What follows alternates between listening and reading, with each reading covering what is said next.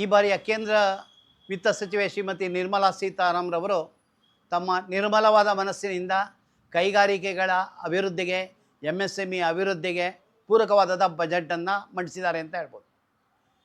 ಕಳೆದ ಲೋಕಸಭಾ ಚುನಾವಣಾ ಪೂರ್ವದಲ್ಲಿ ಮೈಸೂರಿಗೆ ಆಗಮಿಸಿ ಉದ್ಯಮಿಗಳೊಡನೆ ನಮ್ಮೊಡನೆ ಸಮಾಲೋಚಿಸಿ ನಮ್ಮೆಲ್ಲರ ಅಭಿಪ್ರಾಯವನ್ನು ಪಡೆದು ಹೋಗಿದ್ದಂಥ ಸಚಿವೆಯವರು ನಮ್ಮೆಲ್ಲರ ಬೇಕು ಬೇಡಗಳನ್ನು ಸ್ಪಂದಿಸಿ ಈ ಬಾರಿ ಬಜೆಟ್ನಲ್ಲಿ ಅಳವಡಿಸಿರ್ತಕ್ಕಂಥ ನಮಗೆಲ್ಲ ಸಂತಸ ತಂದಿದೆ. ವಿಶೇಷವಾಗಿ 100 ಕೋಟಿ ರೂಪಾಯಿಗಳನ್ನು ಕೈಗಾರಿಕೆಗಳಿಗೆ MSMEಗಳಿಗೆ ಭದ್ರತೆ ರಹಿತ ಸಾಲ ಕೊಡೋದಕ್ಕೋಸ್ಕರ ಮೀಸಲಿಟ್ಟಿರ್ತಕ್ಕಂಥದ್ದು ಅತಿ ಹೆಚ್ಚು ಕೈಗಾರಿಕೆಗಳ ಅಭಿವೃದ್ಧಿಗೆ ಸಾಲ ಪಡೆಯೋದಕ್ಕೆ ಕೈಗಾರಿಕೆಗಳಿಗೆ ಬಂಡವಾಳ ಹೂಡಿಕೆಗೆ ಒತ್ತು ಕೊಡ್ತದೆ ಅಂತ ನಾವಾದರೂ ಹೇಳ್ಬೋದು. ಇನ್ನು 1.5 ಲಕ್ಷ ಕೋಟಿ ರೂಪಾಯಿಗಳನ್ನು ಮುಂದಿನ 5 ವರ್ಷಗಳಲ್ಲಿ 20 ಲಕ್ಷ ಯುವಜನತೆಗೆ ಉದ್ಯೋಗ ಸೃಷ್ಟಿ ಮತ್ತು ಕೌಶಲ್ಯಾಭಿವೃದ್ಧಿಗೋಸ್ಕರ ಮೀಸಲಿಟ್ಟಿರ್ತಕ್ಕಂಥದ್ದು ಕೂಡ ನಮಗೆ ಈಗಾಗಲೇ ತುಂಬ ಅಭಾವ ಇತ್ತು, ಕೌಶಲ್ಯ ಭರಿತ ಕಾರ್ಮಿಕರ ಅಭಾವ. ಆ ಅಭಾವ ನೀಗಿಸೋದ್ರ ಮೂಲಕ ನಮಗೆಲ್ಲ ಕೈಗಾರಿಕೆಗಳಿಗೆ ಉತ್ತಮವಾದಂಥ ಕೌಶಲ್ಯ ಭರಿತ ಕಾರ್ಮಿಕರನ್ನು ಒದಗಿಸಿಕೊಡ್ತಕ್ಕಂಥ ಈ ಯೋಜನೆಯನ್ನು ಕೂಡ ನಮಗೆ ಸಂತಸವನ್ನು ತಂದಿದೆ.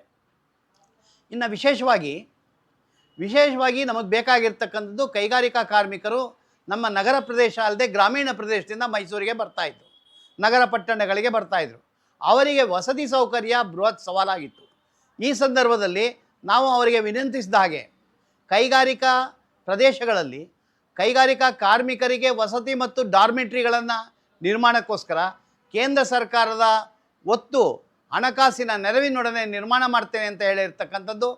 ಹಾಗೆಯೇ ಮಹಿಳಾ ಕಾರ್ಮಿಕರಿಗೂ ಕೂಡ ವಿಶೇಷವಾದಂಥ ಪ್ರತ್ಯೇಕವಾದಂಥ ವಸತಿ ಸೌಲಭ್ಯದ ಜೊತೆಗೆ ಅವರ ಮಕ್ಕಳ ಪಾಲನೆ ಪೋಷಣೆಗೋಸ್ಕರ ಒಂದು ಮಕ್ಕಳ ಆಶ್ರಯ ತಾಣಗಳನ್ನು ಕೂಡ ಮಾಡ್ತಕ್ಕಂಥ ಒಂದು ಯೋಜನೆಯನ್ನು ಈ ಒಂದು ಬಜೆಟ್ನಲ್ಲಿ ಪ್ರಕಟಿಸಿರ್ತಾರೆ. ಮತ್ತೊಂದು ಕೊಡುಗೆ ಅಂದರೆ ಹೈದರಾಬಾದ್ ಕರ್ನಾಟಕ ವಿಶೇಷವಾದಂಥ ಕೈಗಾರಿಕಾ ಕಾರಿಡಾರ್. ಬೆಂಗಳೂರಿಗೆ ಮೈಸೂರು ಹತ್ರ ಆಗಿರೋ ಕಾರಣದಿಂದ ನಮ್ಮ ಮೈಸೂರು ಕೈಗಾರಿಕಾ ಅಭಿವೃದ್ಧಿಗೂ ಕೂಡ ಆ ಕಾರಿಡಾರ್ ಒತ್ತು ಕೊಡ್ತದೆ, ಬೆಂಬಲ ಕೊಡ್ತದೆ ಅಂತ ನಾವು ನಿರೀಕ್ಷೆ ಮಾಡಿದ್ದೇವೆ. ಇನ್ನು ಕೈಗಾರಿಕಾ ಪಾರ್ಕ್ಗಳನ್ನು ಪ್ಲಗ್ ಆ್ಯಂಡ್ ಪ್ಲೇ ಮಾದರಿನಲ್ಲಿ PPP ಯೋಜನೆಯಲ್ಲಿ ಮಾಡ್ತೇನೆ ಅಂತ ಹೇಳಿದ್ದಾರೆ. ಇದರಿಂದ ನಮ್ಮ ಕೈಗಾರಿಕೆಗಳು ನಾವು ಬಂಡವಾಳ ಒಂದು ಹೂಡಿದ್ರೆ ಸಾಕು, ನಮ್ಮ ಕೌಶಲ್ಯ ಇದ್ದರೆ ಸಾಕು, ನಮಗೆ ಆಸಕ್ತಿ ಉದ್ಯಮಶೀಲತೆ ಇದ್ದರೆ ಸಾಕು, ನೇರವಾಗಿ ನಾವು ಕೈಗಾರಿಕಾ ಕ್ಲಸ್ಟರ್ಗಳಿಗೆ ಅಥವಾ ಕೈಗಾರಿಕಾ ಪಾರ್ಕ್ಗಳಿಗೆ ಹೋಗಿ ಕೈಗಾರಿಕೆಯನ್ನು ಪ್ರಾರಂಭ ಮಾಡ್ಬೋದು. ಆದರೆ ಇದೆಲ್ಲ ಆಗ ಮಾಡಬೇಕಾದ್ರೆ ರಾಜ್ಯದವರೇ ಆದಂಥ ಬೃಹತ್ ಕೈಗಾರಿಕಾ ಮಂತ್ರಿಗಳು ಇದ್ದಾರೆ, MSME ಮಂತ್ರಿಗಳು ಇದ್ದಾರೆ.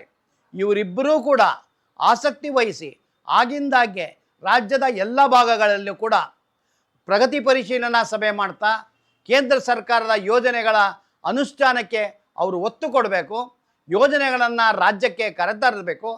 ಆಗ ಮಾತ್ರ ಈ ಒಂದು ಬಜೆಟ್ನಲ್ಲಿ ಪ್ರಕಟಿಸತಕ್ಕಂಥದ್ದು ಸಾರ್ಥಕ ಆಗ್ತದೆ ಅಂತ ನಾವಾದರೂ ಭಾವಿಸ್ತೇವೆ.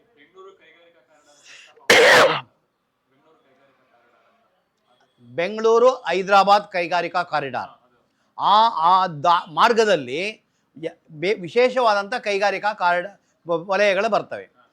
ಅಲ್ಲಿ ಬರ್ತಕ್ಕಂಥ ಕೈಗಾರಿಕೆಗಳಿಗೆ ಯಾಕೆಂದರೆ ಈಗ ಕೇಂದ್ರ ಸರ್ಕಾರನೂ ಕೂಡ ಹೈದರಾಬಾದ್ ಪ್ರದೇಶಕ್ಕೆ ಹೈದರಾಬಾದ್ಗೆ ಹೆಚ್ಚು ಒತ್ತು ಕೊಡ್ತದೆ. ಅದ್ರ ಜೊತೆಗೆ ನಮ್ಮ ಬೆಂಗಳೂರು ಕೂಡ ಮುಂದುವರಿಯುತ್ತೆ, ಅನುಕೂಲ ಆಗುತ್ತೆ. ಈ ಮಾರ್ಗದಲ್ಲಿ ಹೊಸ ಕೈಗಾರಿಕಾ ಪ್ರದೇಶಗಳನ್ನು ಅಭಿವೃದ್ಧಿಪಡಿಸ್ತಾ ಹಾಲಿ ಇರ್ತಕ್ಕಂಥ ಕೈಗಾರಿಕಾ ಪ್ರದೇಶಗಳ ಉನ್ನತೀಕರಣಕ್ಕೂ ಕೂಡ ಒತ್ತು ಕೊಡ್ತಕ್ಕಂಥ ಯೋಜನೆ. ಈ ಯೋಜನೆಯಿಂದ ಬರೀ ಬೆಂಗಳೂರು ಒಂದೇ ಅಲ್ಲ, ಮೈಸೂರು ಸುತ್ತಮುತ್ತ ಇರ್ತಕ್ಕಂಥ ಕೈಗಾರಿಕೆಗಳಿಗೂ ಪೂರಕವಾದ ವಾತಾವರಣ ಕ್ರಿಯೇಟ್ ಆಗುತ್ತೆ. ಯಾಕೆ ಅಂದರೆ ಬೆಂಗಳೂರು ಮೈಸೂರು ನಮ್ದೀಗ ಹೆದ್ದಾರಿ ಚೆನ್ನಾಗಿದೆ, ಟ್ರೈನ್ ವ್ಯವಸ್ಥೆ ಚೆನ್ನಾಗಿದೆ, ಸಾಗಾಣಿಕೆ ವ್ಯವಸ್ಥೆ ಚೆನ್ನಾಗಿದೆ, ಸಮಯ ತುಂಬ ಕಡಿಮೆ ಅವಧಿಯಲ್ಲಿ ನಾವು ಬೆಂಗಳೂರನ್ನ ಸೇರ್ಬೋದಾಗಿದೆ.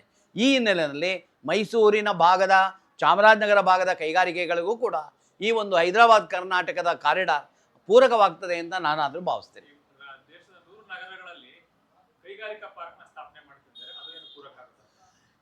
ದೇಶದ 100 ನಗರಗಳಲ್ಲಿ ಕೈಗಾರಿಕಾ ಪಾರ್ಕ್ ಪ್ರಾರಂಭ ಮಾಡ್ತಾ ಇದ್ದಾರೆ. ನಾನು ಅದಕ್ಕೆ ಒತ್ತಿ ಹೇಳ್ತಕ್ಕಂಥದ್ದು, ನಮ್ಮ ಸಂಸದರು ನಮ್ಮ ಮಂತ್ರಿಗಳು ಆ 100 ಪಾರ್ಕ್ಗಳಲ್ಲಿ ಕೆಲವನ್ನಾದರೂ ಮೈಸೂರು ಕರ್ನಾಟಕಕ್ಕೆ ತರಬೇಕು. ಈ ಹಿನ್ನೆಲೆಯಲ್ಲಿ ಅವರ ಪಾತ್ರ ಮಾತ್ರವಾಗಿದೆ. ಬರೀ ಮಂತ್ರಿಯಾಗಿ ಡೆಲ್ಲಿನಲ್ಲಿ ಇರೋದಲ್ಲ, ರಾಜ್ಯಕ್ಕೆ ಆ ಕೊಡುಗೆಯನ್ನು ಆಗ ಮಾಡಿಕೊಡ್ಬೇಕು, ಜಾರಿಗೊಳಿಸ್ಕೊಡ್ಬೇಕು. ಇದರಲ್ಲಿ ಅವರು ಕೆಲಸ ಮಾಡಬೇಕು. ನಮ್ಮ ಒಡೆಯರವರು ಕೂಡ ಮೊದಲನೇ ಸಾರಿ MP ಆಗಿದ್ದಾರೆ. ಆ ಒಂದು ಹಿನ್ನೆಲೆಯಲ್ಲಿ ಅವರು ರಾಜವಂಶಸ್ಥರಾಗಿ ರಾಜರ ಕೊಡುಗೆ ಮೈಸೂರಿಗೆ ಅಪಾರವಾಗಿದೆ. ಅವರು ನಮ್ಮೊಡನೆ ಕುರಿತು ಮಾತಾಡಿ ಏನೇನಾಗಬೇಕು ಕೇಂದ್ರ ಸರ್ಕಾರದ ಯೋಜನೆಗಳ ಅನುಷ್ಠಾನಕ್ಕೆ ಕೆಲಸ ಮಾಡಬೇಕು ಅಂತ ನಾವು ನಿರೀಕ್ಷೆ ಹೊಂದಿದ್ದೇವೆ. ಕೈಗಾರಿಕಾ ಈ ಬಾರಿಯ ಬಜೆಟ್ ಸಂಪೂರ್ಣವಾಗಿ ಪೂರಕವಾಗಿದೆ. ಕೈಗಾರಿಕಾ ಕ್ಷೇತ್ರ ಒಂದೇ ಅಲ್ಲ, ಸಾಮಾನ್ಯ ಜನತೆಗೂ ಕೂಡ ಪೂರಕವಾದದ್ದು. ಇನ್ಕ್ಲೂಡಿಂಗ್ ಇನ್ಕಮ್ ಟ್ಯಾಕ್ಸ್ ಇರ್ಬೋದು, ಕ್ಯಾಪಿಟಲ್ ಗೇನ್ ಟ್ಯಾಕ್ಸ್ ಇರ್ಬೋದು, ಎಲ್ಲ ರಿಫಾರ್ಮ್ಸ್ ತಂದಿದ್ದಾರೆ. ಮೊದಲೆಲ್ಲ ನಾವು ಟ್ಯಾಕ್ಸ್ನ ರಿಟರ್ನ್ಸ್ ಕೊಡೋದ್ರಲ್ಲಿರ್ಬೋದು, ಪೇಮೆಂಟ್ ಮಾಡೋದ್ರಲ್ಲಿ ಡಿಲೇ ಆದರೆ ಬಹಳ ದೊಡ್ಡ ಪ್ರಮಾಣದ ಪೆನಾಲ್ಟಿ ಕೊಡ್ತಾ ಇದ್ವಿ. ಈ ಬಜೆಟಲ್ಲಿ ಅನೌನ್ಸ್ ಮಾಡಿರೋ ಪ್ರಕಾರ ಆ ಹೊರೆ ಎಲ್ಲ ಕಡಿಮೆ ಆಗ್ತದೆ. ಅದರಿಂದ ಇದು ಪೂರಕವಾಗಿದೆ.